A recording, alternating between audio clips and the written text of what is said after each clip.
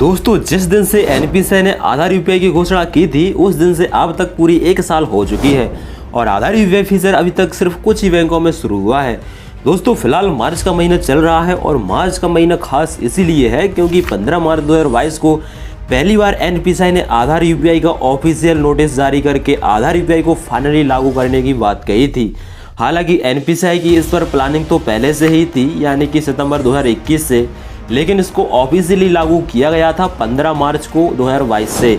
उसके बाद लगभग 2 से 3 महीने में ही यानी कि जून 2022 में कुछ बैंकों में आधार यूपीआई को लागू कर दिया गया। स्टार्टिंग में ये 7 बैंकों में एक साथ लॉन्च हुआ था और उसके बाद एक एक करके कुछ बैंकों में और शुरू होता गया और इस तरह से अब तक टोटल 28 बैंकों में आधार यूपीआई का फीचर लागू है।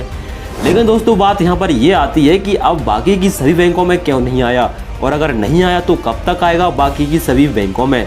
इसका जवाब दोस्तों एकदम क्लियर तो बिल्कुल भी नहीं है। इसका क्लियरिफिकेशन ना तो एनपीसीआई ने किया है और ना ही बैंकों ने।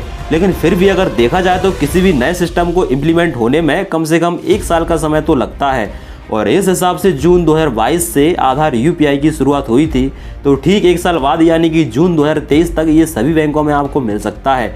इसी तरह से इस साल जितने भी सिस्टम लॉन्च हुए हैं जैसे UPI light, digital rupee, credit card को यूपीआई से लिंक करना, आधार यूपीआई, ये सब आपको अगले साल यानी कि 2023 में ही देखने को मिल जाएंगे इसी साल।